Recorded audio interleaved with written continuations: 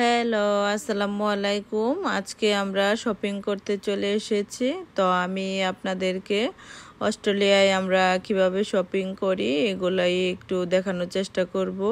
যেহেতু অনেকেই অস্ট্রেলিয়ার শপিং সেন্টারগুলো দেখতে চাই। আসলে আমি যতটুকু পেরেছি ভিডিও করেছি, আপনারা ভিডিও থেকে দেখতে পাবেন আমরা কিভাবে শপিং করি এবং কোথা থেকে শপিং করি এবং কি শপিং করি। আর এদেশে তো বাংলাদেশের মতো শপিং সেন্টার ছাড়া যে আদার ছোট ছোট দোকানপাট বা হকাররা যে সব জিনিসপত্র বিক্রি করে, বা বাংলাদেশে আমরা নিউ মার্কেটে যেভাবে জিনিসপত্র কিনতে যাই বা কেনাকাটা করেছি, এগুলা এইসব দেশে আসলে হয় না। আর এইসব দেশে কোনো কিছু কিনতে গেলে আপনাকে শপিং সেন্টারে যেতে হবে। আর বাংলাদেশে তো কেনাকাটার সব জায়গায় দেখা যায় যে দোকান, বাসার সামনে, দোকানের সামনে, যেখানে পারে সেখানে বসে আসলে দেখা যাচ্ছে যে ব্যবসা শুরু করে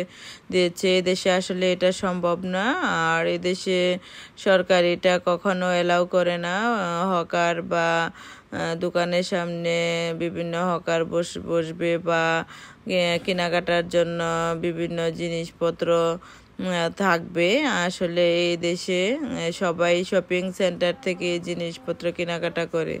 তো আমরাও জিনিসপত্র কিনতে এসেছি, প্রয়োজনীয় জিনিস যেগুলো লাগে এগুলোই কিনতে এসেছি। আর আমাদের মেয়েদের তো একটা স্বভাব আছে যে আমরা কেনাকাটা করতে বেশি পছন্দ করি। যে জিনিসগুলো লাগে এগুলো কিনি, আবার দেখা যায় যে একই জিনিস অনেকগুলো হয়ে আছে, তারপরও কিনতেছি, কেনাকাটার শেষ নাই।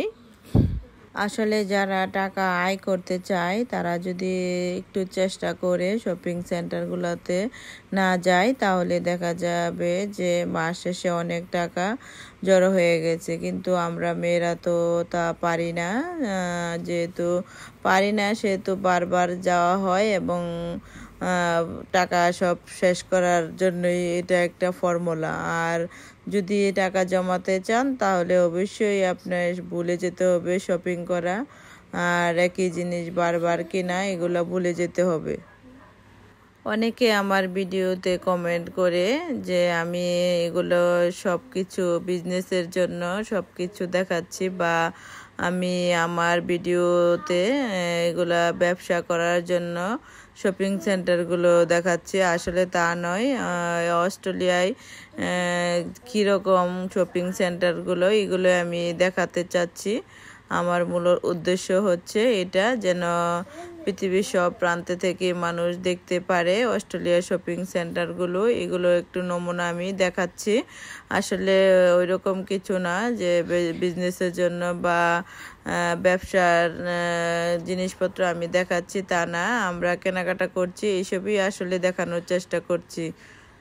আমার মতো কে কে আছেন যে একটা ড্রেস কেনার পরে এই কালারটা নয় ওই কালারটা নিলে মনে হয় ভালো হতো, এটা বাসায় এসে মনে হয় যখন আবার চেঞ্জ করতে ইচ্ছে হয় তখন হাজব্যান্ডের বকা খেতে হয়। কে কে আছেন এরকম অবশ্যই কমেন্টে লিখে জানাবেন।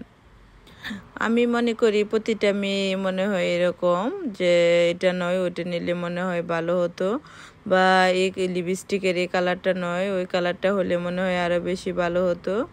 দেখা যায় যে এরকম মনে হয় সিদ্ধান্ত নিতে পারে না, সিদ্ধান্তহীনতায় ভুগে মার্কেটে এসে। এরকম মেয়েদের সংখ্যা মনে হয়, আমার মনে হয় বেশি। আর আপনাদের যদি মনে হয় কম তাহলে অবশ্যই আমাকে জানাবেন।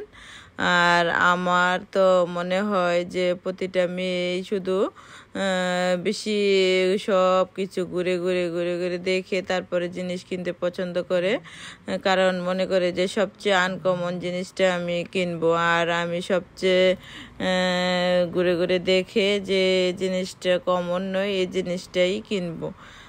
এরকম কিন্তু সব মেয়েদের স্বভাবের মধ্যে আছে আমি মনে করি। জীবনে যদি ভালো এবং সুখে থাকতে চান বা সুখী হতে চান তাহলে অবশ্যই সাধ্য অনুযায়ী জিনিস কিনবেন।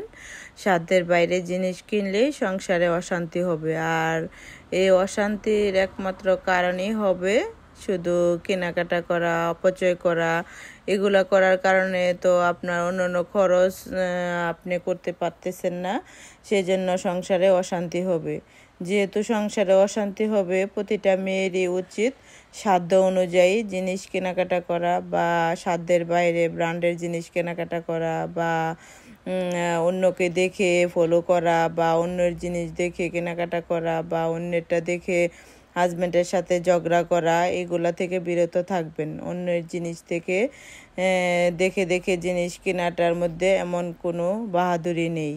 আর জীবনে সুখী হতে চাইলে বড় বড় শপিং মল থেকে বা ব্র্যান্ডের জিনিস কিনলেই কিন্তু সুখী হওয়া যায় না। সুখী হতে হলে অবশ্যই অপচয় করা থেকে বাঁচতে হবে, আর সামর্থ্য অনুযায়ী জিনিসপত্র কিনতে হবে।